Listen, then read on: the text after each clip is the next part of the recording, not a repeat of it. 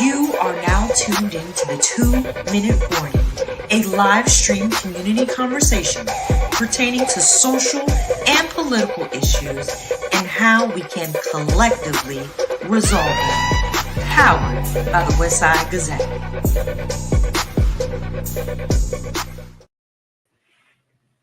Okay, good evening and welcome to the Westside Gazette's 2-Minute Warning. And I'm your one host right now, and then we have our dynamic. How do I introduce Attorney Cherfrere? Well, to me, she has more style and charisma, ready at the weight, ready to come on in a moment's notice. And I just want to thank you, Sandra, for graciously being a part of our show and to come up and pitch hit. If we were playing baseball, that's what you'll be called. And if we were playing football, you'll be what do we call that? Oh Lord, I've lost my train of thought. But nevertheless, you're here, Sandra. So thank you. No, thanks for keeping inviting me back. I was like, I must be doing something right. You let me come back all the time, so I ain't causing too much trouble. No, if I am, it's good trouble. That's right, and we appreciate that. And for the loss of my sports analogy, we're going to have our coach come on and say a little bit about sports. But before we do that, let me just do this. To all of our star-studded guests, welcome back to another powerful edition of the Westside Gazette's 2-Minute Warning, where truth meets urgency. And this evening, we're diving deep into a topic that affects millions, yet often remains in the shadows of public debate. Okay, and that is the intersection of mental health and the criminal justice system. Now, as we begin to step into that, I want to alert everyone that our normal host, Mr. Perry Busby, he may join us and he may not. He's out on the West Coast and he was having a little technical difficulty. So he may join us and he may not. So with that being said, when mental health goes untreated and trauma is ignored, the results can be devastating, especially in Black communities where systemic racism, economic disparities, and limited access to care have created a perfect storm. But is the system designed for justice, or are we witnessing a cycle of punishment masquerading as policies? To help us unpack this complex and urgent issue, we're going to be joined by two phenomenal experts. Dr. Patrick Webb, a criminal justice scholar with 26 years of experience and a leading voice in criminology and sociology. He's also a trusted consultant and an expert witness in some of the country's toughest cases. And alongside him is Dr. Sherrise Truesdale-Moore, a criminal justice professor with over 30 years in the field. Her research focuses on criminology, corrections, and diversity training. And she spent her career advocating for change where it is needed the most. So together we'll explore the crucial question, is it justice or just us? Now, before we get into that, what say you, Coach Nooney Robinson? Are you ready to join us for some sports happening? How's everybody? Good to be here. And just have a couple of things before I get out of your way.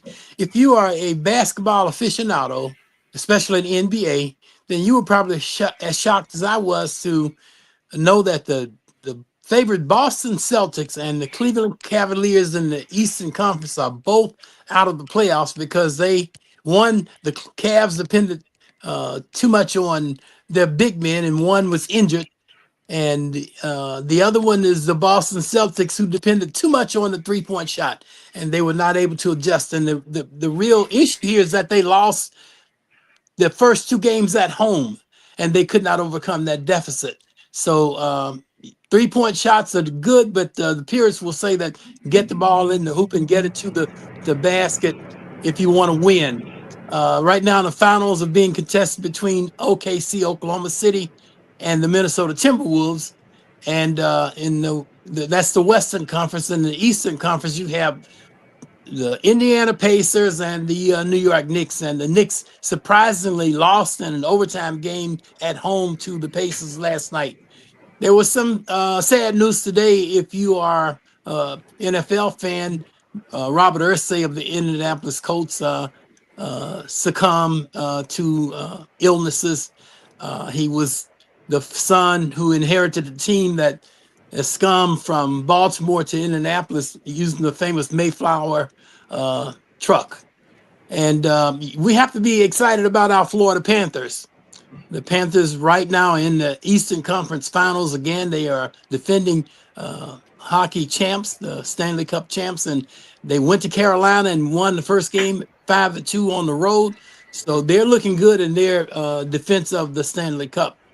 And finally, in the college football ranks, they have decided they will seed the teams by based on their rankings, not by conference champs. I think that's a good thing because the best teams, you want the best team to be in the playoffs. So with that, I yield, and I'm going to be interested in see what happens with this mental health issue, which is really a big deal in our country. So you all have a great show. Thank you. Thank you. Thank you for that wrap up. Yeah, thank you very much, Coach. Okay, I just want to do a little backdrop on how this show came to be for tonight. We have a publisher and an attorney in Mississippi by the name of Ann Sutton. Ann has done extensive work in the criminal justice arena, and so she's a constant viewer of the show. And so while she was watching the show, she texted me and said, "Bobby, how would you like to have two experts to discuss mental health issues and criminology?" Since it was the month of May and it was dealing with mental health, I thought it would be great. So, Ann, I want to say thank you for your suggestions and the work that you did some years ago into creating this organization. But I'll let the two professors, both doctors, tell us more about that association and how it came to be and our reasons for being here tonight. So I gave you a brief synopsis on the two. So if we can bring Dr. Sherrise Truesdale on and let her introduce herself briefly, and then we'll bring on Dr. Patrick Webb. Yes, ma'am. There you go. We can't. Your mute button. There we go. Mm-hmm. That happens to me all the time during school. Well, that's because you're up in Minnesota, right? Yes, I'm in Minnesota. And I'm at the Minnesota State University at Mankato, which is 7 universities and 30 or 29 community colleges in our system. Tim Waltz is from Mankato, if you're familiar with the election. Our union works very hard in supporting faculty.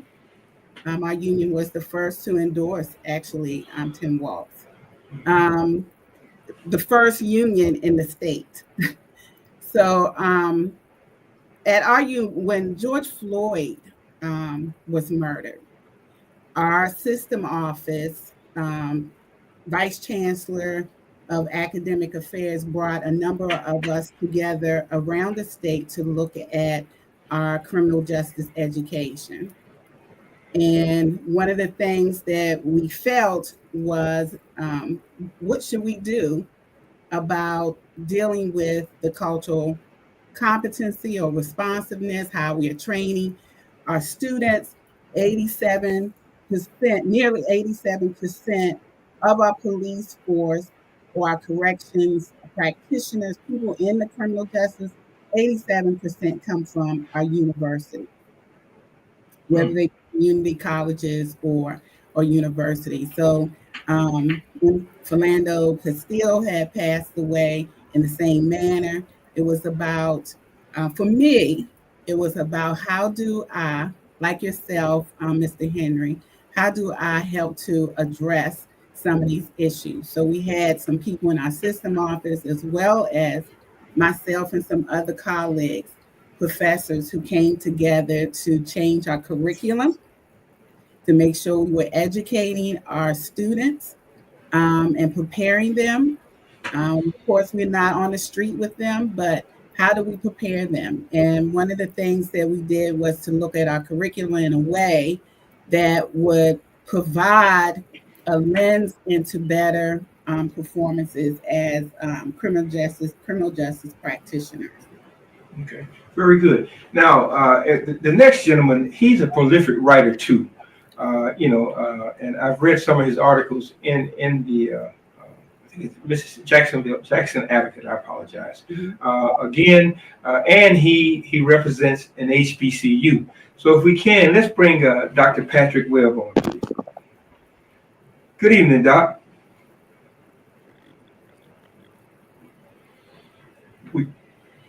Audio. Your volume. Yeah. Turn your volume up, Doc.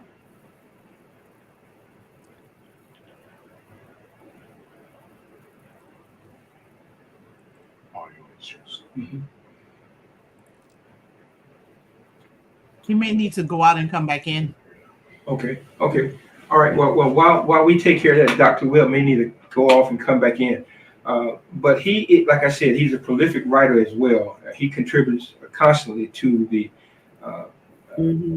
newspaper out of Mississippi, and he's also, I want to say, one of the original members of the organization. Is that correct?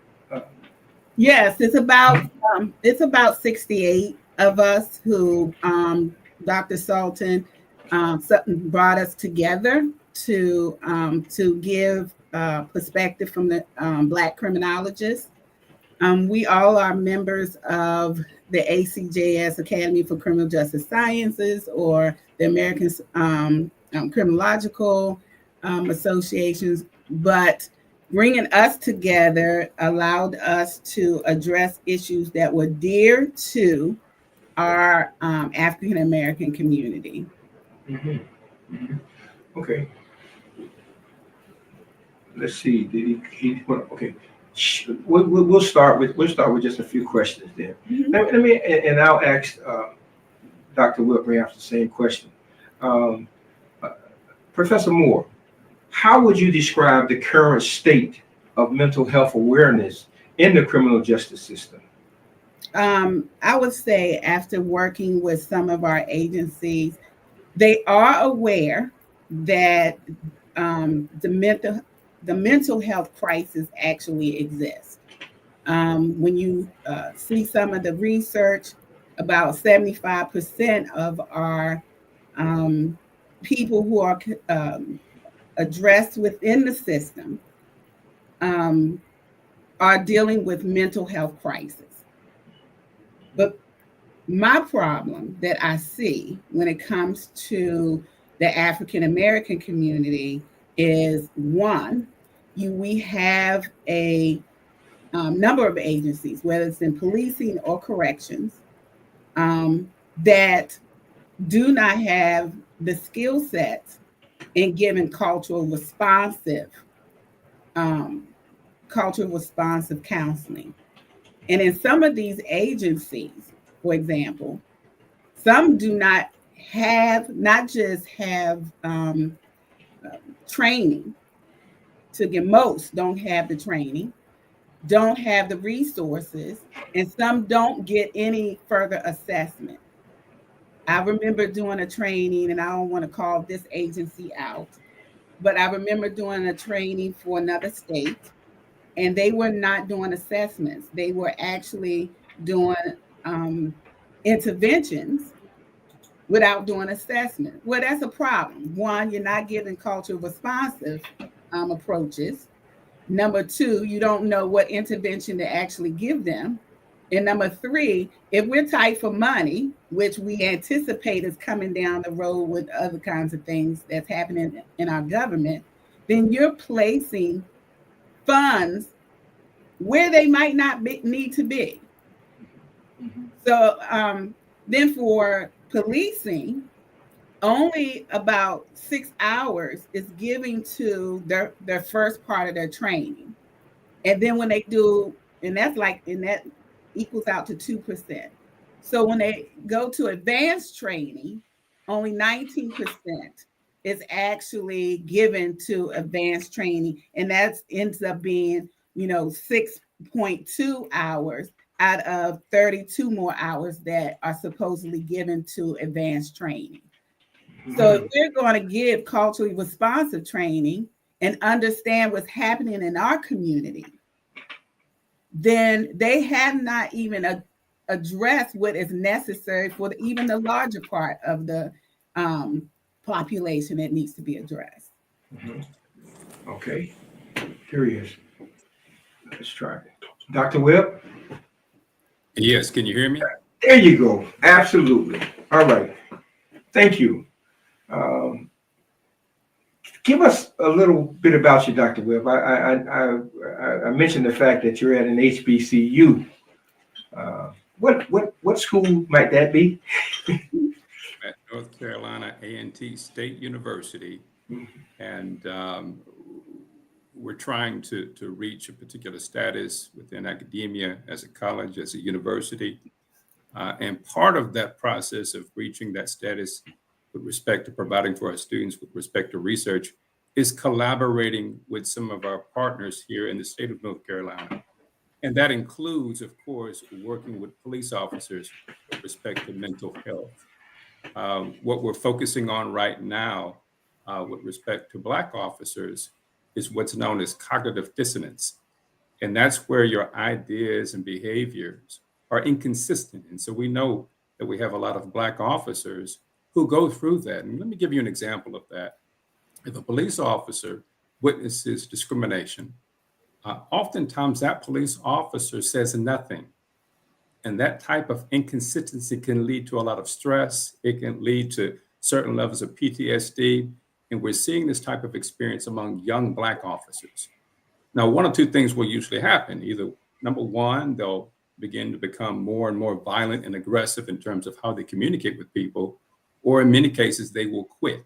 And so that's what we're focusing on right now with respect to mental health and criminal justice, not just communities of color, if you will, but also Black law enforcement officers, as well as other law enforcement officers who make up a minority population.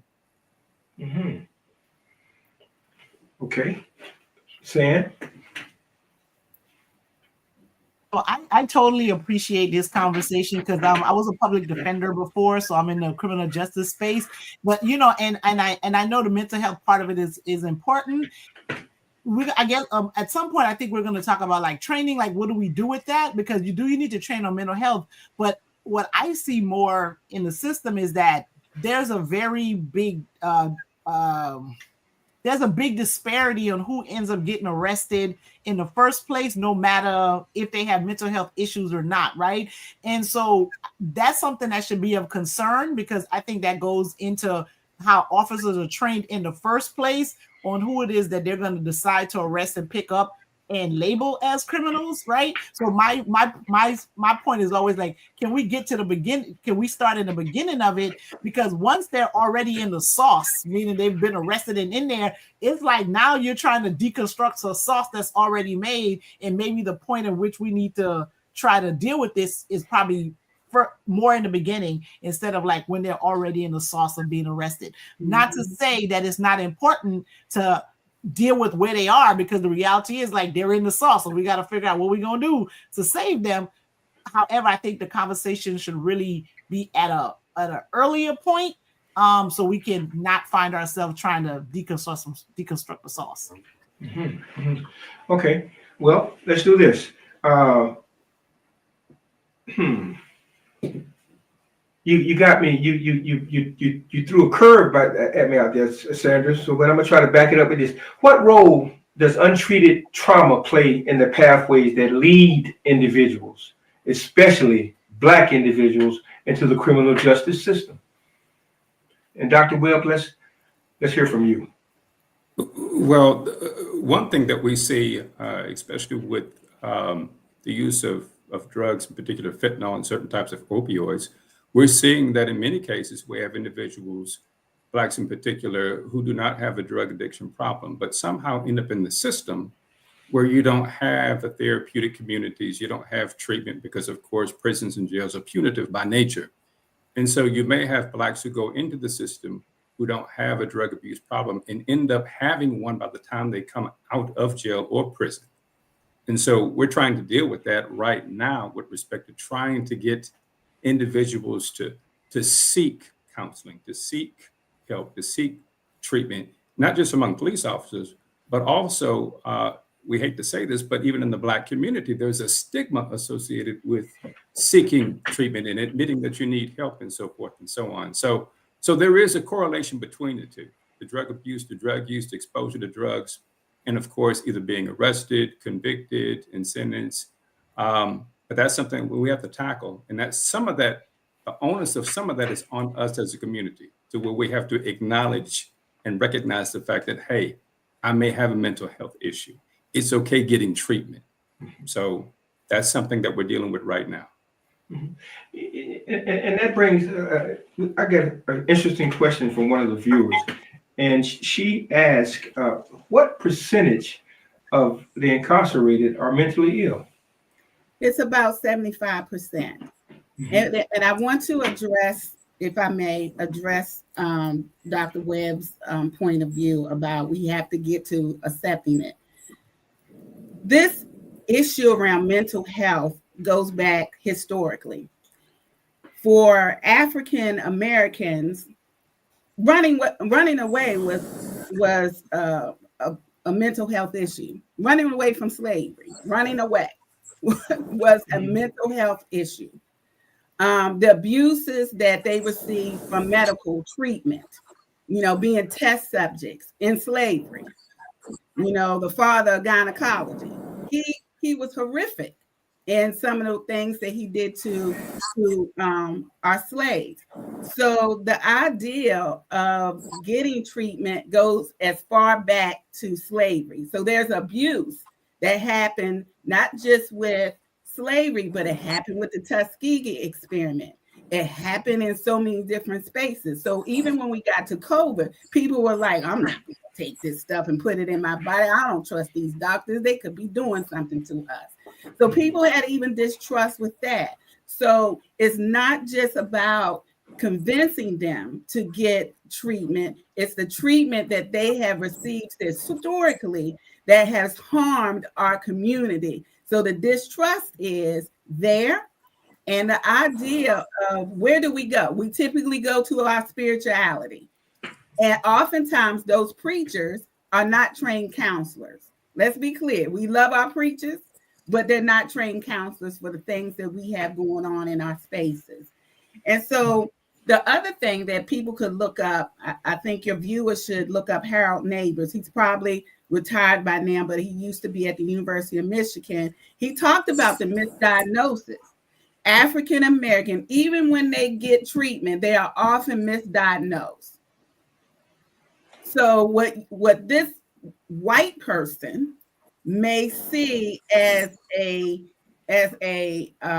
problem of schizophrenia may be something totally different.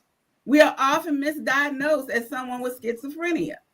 So we have to think about, even when you take them to get mental health treatment, we don't want to be abused when we get there. We want culturally responsive treatment. We want a trained professional when we get there. And in corrections, let me be clear, it's a one size fits all, because our corrections is a cheap place to build labor. Industrial prison is a cheap place to build workers, but not really treat them. Okay.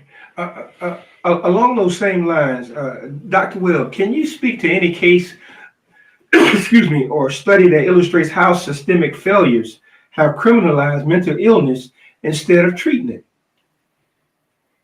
Well, there's a number of studies that point to that, but as I alluded to earlier, we're trying to address right now law enforcement, because of course we have a lot of Blacks who serve in that capacity, especially when we talk about post-traumatic stress disorder. 1 in 7 officers have post-traumatic stress disorder and depression. I mean, in every country, for the most part, where we have studies, the police officers in every country have a higher prevalence of PTSD. And so when you think about that, and we're talking about Black officers here, minority officers as well, that's going to lead to a whole lot of confusion, a lot of abuse, and not just abuse among the public, but many of these officers take that abuse home to their own family. And so that's what we're focusing on right now, trying to get law enforcement to get connected and develop a healthy attitude regarding treatment, because treatment does work. Mm-hmm. If it's culturally responsive. What was that, Dr. Moore? I missed it. If it's culturally responsive. I don't believe in just any old treatment. I believe that treatment is good, but I think it has to be culturally responsive. And I think that point brings us to the one of the questions that we wanted to talk about is like, how does implicit bias play into all of this, right? Mm-hmm. I know Dr. Webb, you talked about like officers and the trauma that they how their training is and how Black officers are responding to maybe Black suspects or people that are being arrested. How does implicit bias play into their decision to arrest in the first place, and then when they go into spaces to get treatment if they need it, and even just how they're treated in correction facilities? So how does implicit bias into this whole mental health realm?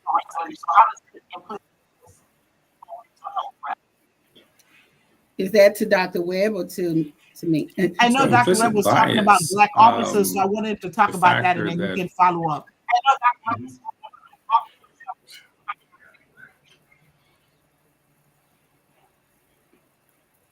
Okay, can you hear me? Yeah. Mm-hmm. Okay, so everybody, believe it or not, everybody engages in implicit bias, whether you want to recognize that or not. And there is a correlation between that and the violation of rights. There are multiple studies that deal with that, and there are some solutions. And I think Dr. Truesdale-Moore talked about a culturally based therapy treatment, culturally based techniques that you can use to raise awareness with respect to perceptions and biases that people inherently have. Bias is not something that, in many cases, something that you learn. It's something that's innate. It's in all of us, and you have to learn to not be biased. And so there are some treatment programs, there are some techniques, some sound evidence that points to that just like you have this problem, you can overcome it, but it boils down to one word, and that's self-awareness. Okay, we're going to turn to a couple of our questions. I guess that would be a statement from one of our viewers, and that's Wesley Boyd. Wesley says, whites claim mental problems while Blacks get charged with criminal charges. Absolutely. I would respond by saying there's a study that was done in Maryland, and juveniles would actually get punishment while Black juveniles would get punishment and sent to a correctional facility, where white kids if their punishment was to go get mental health treatment. So I totally agree with that. Is that something that has more to do with like class than race, right? Because one of the things when they're saying like go get therapy, go get help, right? You need to have money to do that. You need to have insurance to do that. You need to have the resources to do that. So some of it, yes, I think is about race and the stigma that's associated with it. But is that an issue of class also? Like, the insurance company, like, I'll give you 5 sessions, figure out the rest. Like, so what do we do when we try to fill in the gap with, yes, there is a racial component to it too, but there is a class component, which I guess and there are times where you can't separate class from race, but how do you handle that? Is it always a racial thing? I think it's both, because I think that there are some nonprofit organizations that provide that treatment that is connected with our justice system, and that gets government support for that. In some cases, our parents, if you got a child that have been sent to a correction facility, you have to help pay for his bed inside the facility. So I think it's both, I think it's both. Right now, George Floyd, that case, everything that surrounded that, how far have we come from that, Dr. Webb? or have we learned anything? Are we doing anything to, I hate to say this, to address that issue?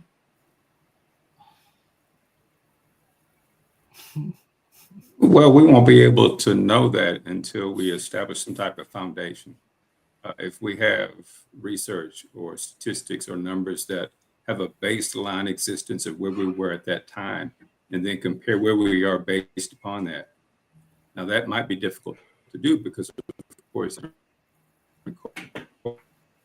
COVID-19, but enough to the next generation and the generation after that, and to see how they interact with each other. We won't know until we have a policy set in place that will take a hard stance against discrimination. We won't know until we have attorneys who can freely defend the 14th Amendment. And so that will be the measuring stick in terms of a society as to whether or not we're willing to address and overcome racism as it relates to mental health in the criminal justice system. Okay, so that I can't remember the sister name, but bless her, the one who was shot in the face, who was murdered by the cop that was shot in the face. You know, we have all of these instances where you know, so when do we be? And I'm glad. I don't want to ramble, but I'm glad, Dr. Webb, that you're addressing the situation with police officers and the stress that they're under. Yet and still, they are allowed to go out and to continue to commit these crimes in uniform. You know, so what do we say to the community about that? How do we deal with that? How do we maintain our mentality when they need some help?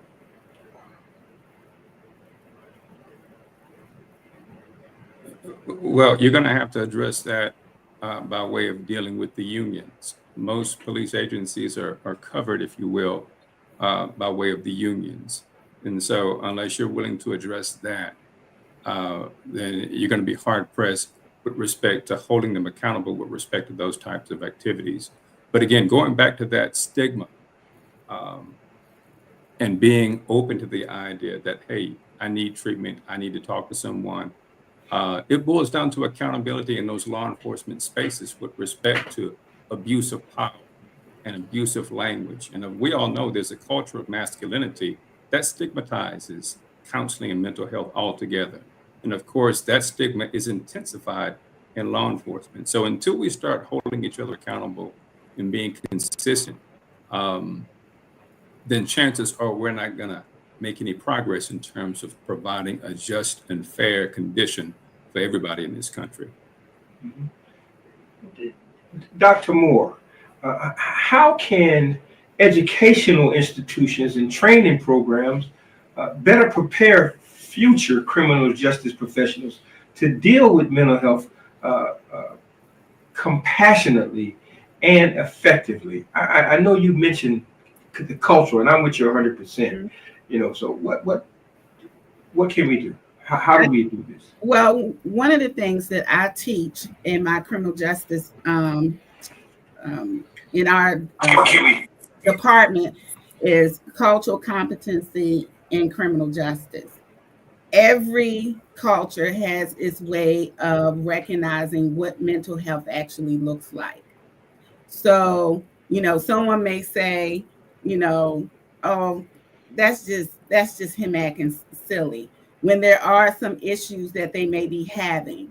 And in some cultures, it may be, you know, how we may maybe in the Latinx community, we may see something very differently too. And it's this concept called the universality, where everything that we study in mental health have a Eurocentric mindset, even around the world. It's based on, most of it is based on the research in our country, most. So if we're not taking in consideration how other people are looking at that, looking at our culture, how our cultures are actually looking at research, and how you are misdiagnosing or diagnosing someone, then we can't even get to the issues around the bias. we have to recognize what each of those cultures, how they look at at mental health, how they judge it, how they, I may say I may have in some communities, they may say I have they may look at it as I have a headache or a stomach ache, when they really have depression and they don't know how to express that.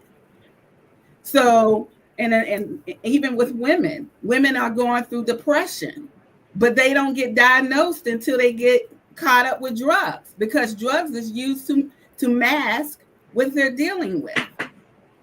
So I think that, it's far more than, well, I will say this. Part of your curriculum needs to wrap around how we want them to be trained on the street. And one of the challenges is some of our faculty will say, well, it's hard to talk about race in front of the class. And I never had that problem. And I'm going to tell you why. I always start with saying, what was it like driving a car? When you first started driving a car, what was that like? Was it uneasy? It was uncomfortable, but you really wanted to do it because you had to get to work. You wanted to learn how to drive. You wanted to it was all uncomfortable. And that's what studying cultural responsiveness is about. It's studying race can be uncomfortable, but the more you engage, the less discomfort that you will have. And I think that the curriculum has to be addressed in that way to actually, and some of these, when some people go to a 2-year college, in some cases, you don't have to go to a 4-year college. If you go to a 2-year college, you won't even get that kind of training. You'll get the basic use of force training that's more militarized, and none of the other arts and humanities stuff that they may need. For instance, I'm looking at Ms. Cherfrere's background. She has Black history. I see her book, Black History. How then do we graduate police officers without understanding some of our history, like slave patrols? Where did you get this from? Most of the work of education that comes from many that the police officers go through, they don't get any history of many of these cultures or mental health for that matter. It is an elective if they decide to take it. So if they go to, some don't require a degree, some go to a 2-year, but you cannot, at that point, you're not mandating that they're learning better. And I appreciate what you're saying, because it's like, especially as an educator, you're basically preparing the change makers, like the people who can be change makers to, teach and act and, be the people, the better version of the officers and the mental health professionals that we have, because we have people like you that understand that cultural competency, Unfortunately, I live in Florida. Right. And there's this huge attack on like education in terms of like what it is that you can even teach and whatever kind of conversations that you can have in the classroom. Right. Mm-hmm. So even though all this progress is being made with all of these new Black academics, Black PhDs, people that are coming in, understanding that the history needs to be taught, and they're trying to teach it. And when I won't say when they see it's happening, then now they legislate against it. But I live in a state where they're literally legislating against bringing those issues in the classroom because we can't make folks feel uncomfortable in the classroom, right? So I don't know if that's something that you face at your respective institutions, but I live in Florida where we can't have that conversation, but then we're preparing people to go out into the streets that have the right to shoot you if they think it's necessary. They're carrying guns, but then they want the person who's not trained to act better than they're actually behaving. So, like, what do we do with that? I actually feel very sorry for Florida and Texas. I do. I have lots of colleagues who are criminologists that are working in those states. I have lots of them in Texas. I don't know if you're familiar with Everett Penn, but he'll probably be a good person because he's working with the police. He has these projects that not a living place, but these programs or projects that he's working with in terms of getting students and police officers, young kids and police officers actually working together. So I like to promote some of his stuff because I think that what he's doing is actually a really good thing, especially in this day and age. So, but we're not in Minnesota. They call it Minnesota nice, but it's really not all that nice sometimes. You got to understand that. I spent some time at Carleton College, so I'm very familiar. Right. So you know Minnesota It's nice now. And by the way, I'm a graduate of 3 HBCU, so I don't get stuff. Excuse us. I'm starting to get offended now. No, that's quite all right. I didn't see it. I didn't see that. No, that's what I'm talking about. Come on with it. A Yankton graduate, a Coppin State graduate, and a Howard graduate. So you can't get all that. I ain't gonna let that one go. All right, very good, very good. Okay, let me, Dr. Webb. Okay, what specific reforms or community-based solutions would you advocate to address the racial and mental health disparities in our justice system?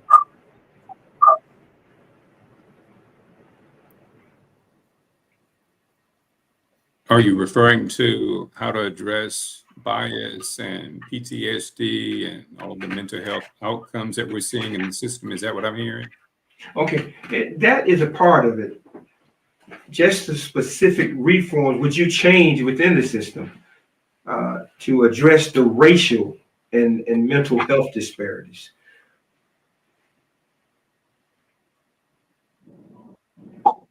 I can see why. I don't know if he doesn't hear you and he's frozen. But when I'm hearing that question, I'm just like, well, how can we even do that when this administration just decided that they're going to abandon all these police reform settlements and everything like that, right? So it's like you're making so when you originally asked that question about like are we better like now or made some improvements since George Floyd, we probably did, but as of like last week, yesterday, 2 days ago, it seemed like we're hustling backwards all day when it comes to those types of things, right? Particularly when they're saying they're abandoning all of this stuff. There will be no more settlements. We're not talking about that. They're going to get rid of all of these advisory boards and holding law officers accountable for the things that they've done. Like this administration has just decided that they're throwing all of that out the window.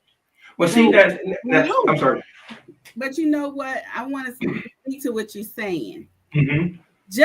Let's talk about what happened in Baltimore when that prosecutor tried to city attorney general tried to address policing, and they went after her. Marilyn Mosby, right? Yeah, Marilyn Mosby. They went after her, mm-hmm. and they trying to go after Letitia James.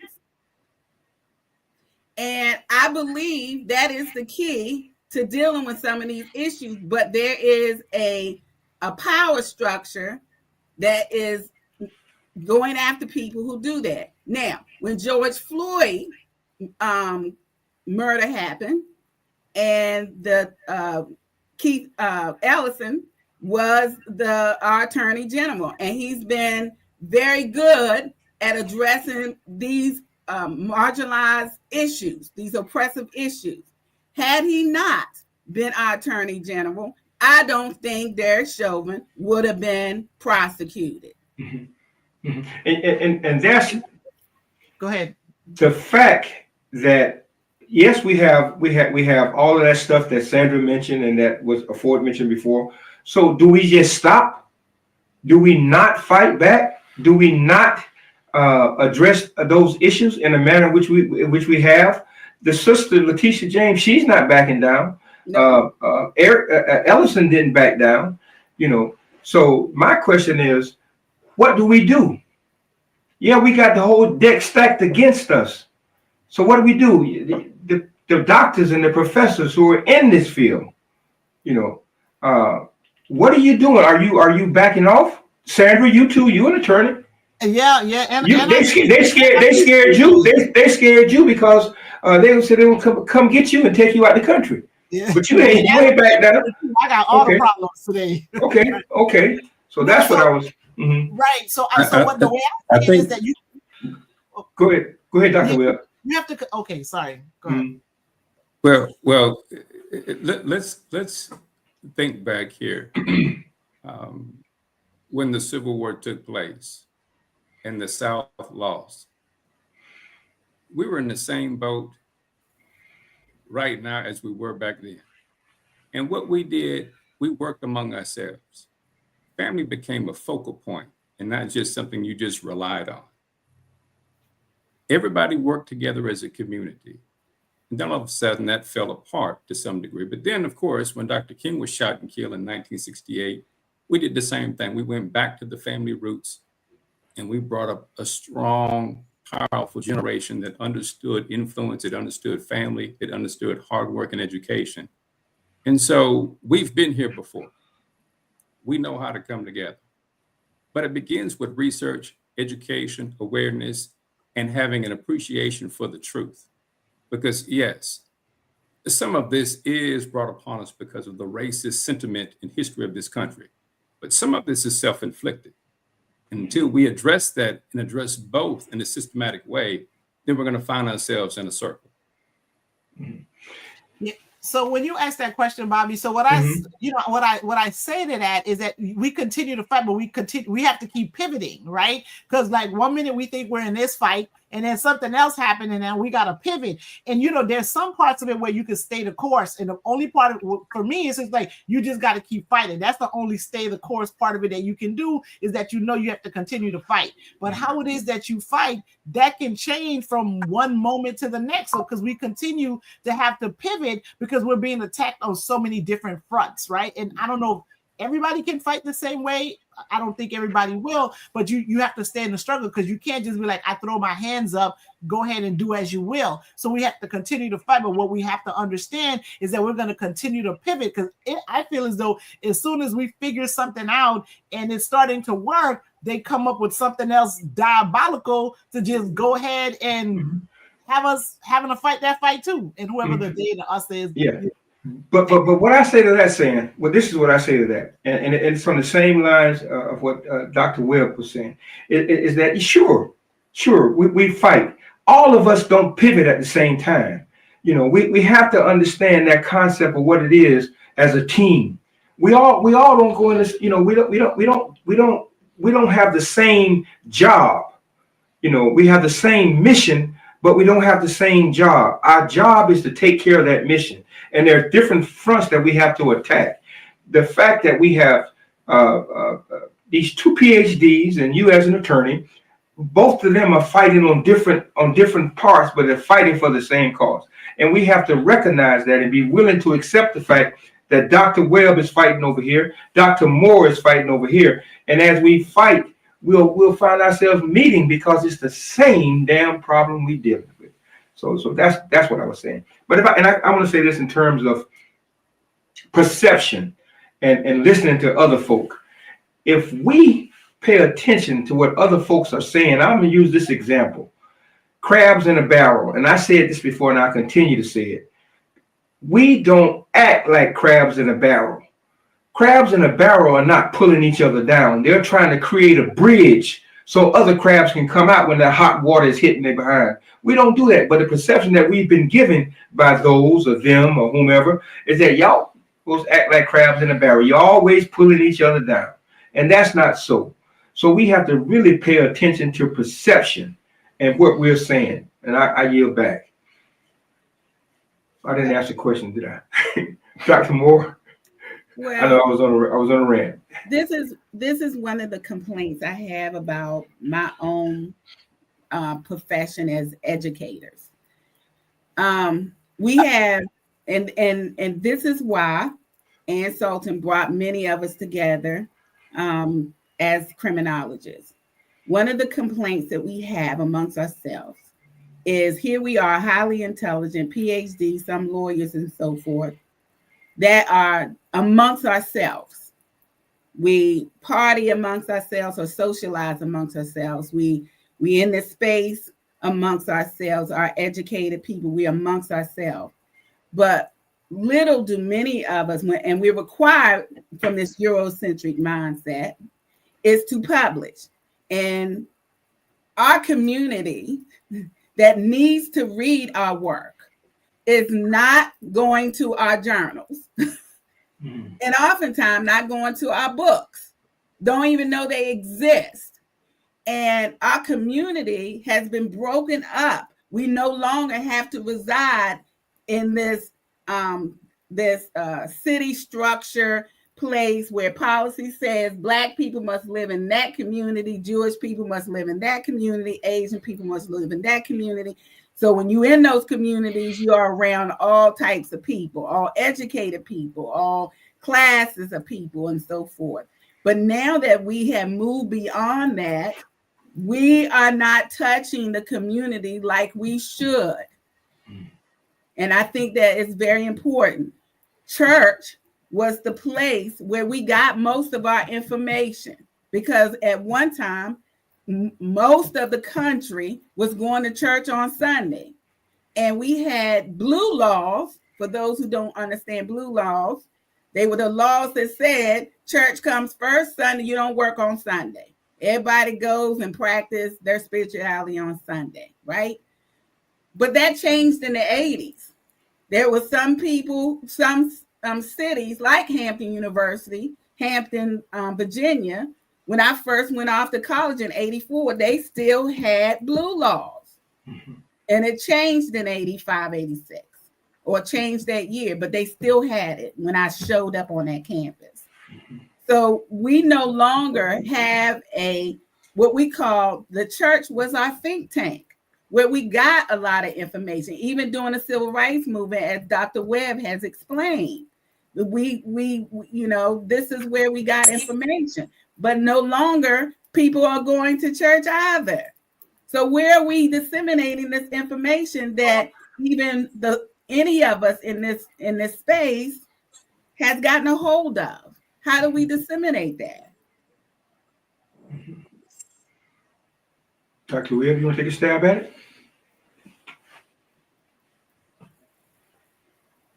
I think it boils down to accountability, regardless of skin color, race, perception, ideology, where you're from, what country.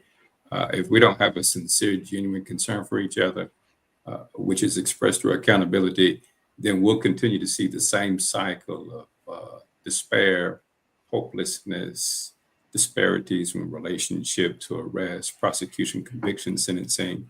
It boils down to love at the end of the day. And we have the science to prove that. And love, of course, not only helps that person that you help, but it helps you. It improves your health.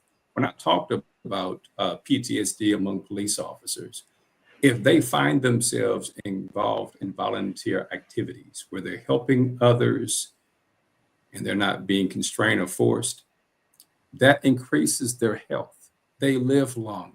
They're more polite, more professional. And of course, and that reflects on the law enforcement agency. So again, it boils down to love, but we have to be committed to hold each other accountable, to love one another. And so again, the science supports that.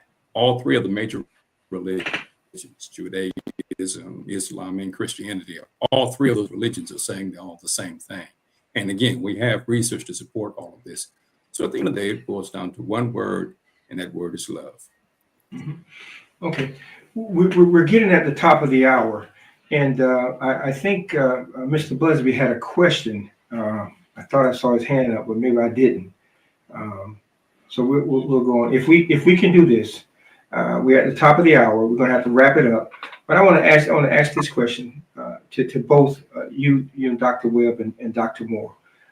If there's one myth about mental health and incarceration you could debunk today, what would it be? I would say that they're for incarceration. Well, the myth that I would debunk today is both. In many cases, has nothing to do with class. There are wealthy people, believe it or not, middle class people who are incarcerated, who are locked up. who have mental health issues as well. The only difference in many cases is that they have access to help, but for whatever reason, they're just not willing to get the help that they need. Okay. I would Dr. say, Moore? I would say the myth is they're there to rehabilitate. You know, they have said that the correctional facility is there to rehabilitate. And I beg to differ. I think that it is not there to rehabilitate. It's there to put a Band-Aid on, you know, to punish you. And then when you get out, we still see some of the same things happening to them all over again.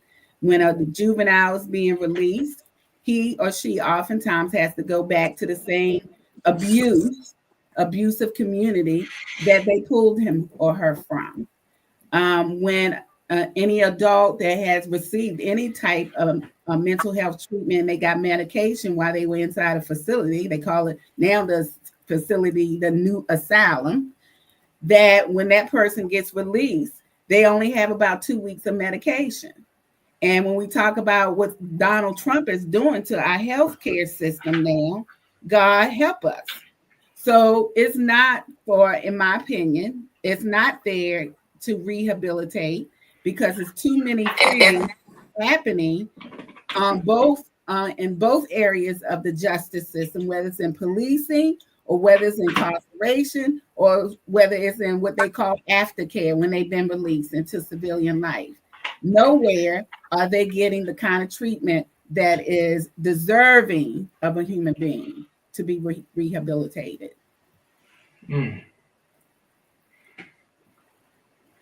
Sandra?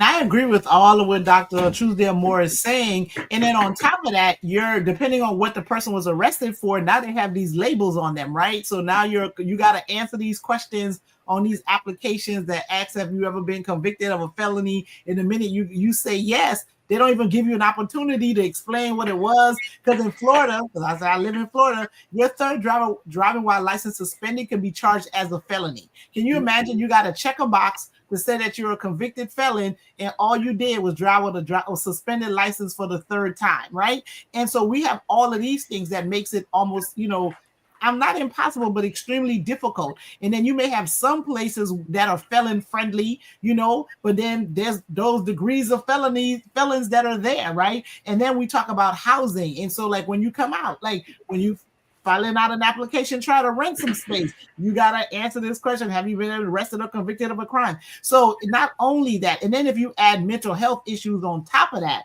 right? You're already stressed. You have a mental health issue, then now you have problems with employment, you're having unstable housing. And then once you start breaking down because you're not getting the medication, it's just downhill from there. And I see it because I do an event. And when you talked about service and when Dr. Webb talked about love, it's important because I do an event with the unhoused. Like, I try to do it like every other month or so. And you see the difference. The fact that I get to do a service is helpful for me and it benefits them. And what I do notice is oftentimes those folks aren't going to be able to get out of those situations unless somebody help and support them and get them out of that. So I totally agree with Dr. Webb in terms of the love and acts of service that we need to do in order for us to bring our community back up. Wow. And there's a lot more that we could get into. But unfortunately, we're at the top of the hour. We have 1 minute left in the program. I was reading some of the stuff that Dr. Sutton had said and had asked the questions, which made me think that maybe our institutions, correctional institutions, the wardens need to be psychologists, and most people that work in there need to have some type of mental health degree. And I know it's not all mental health.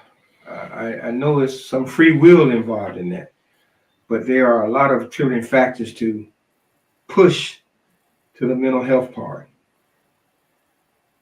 I don't know what the answers are, but I do appreciate all the work that's being done by your association and you yourselves. And I like to think and believe that because of the foundations that each of you came from, the blacker the college, the sweeter the knowledge, had something to do with where you stand today. Now, what we've heard here today is both eye-opening and heartbreaking, but also deeply necessary.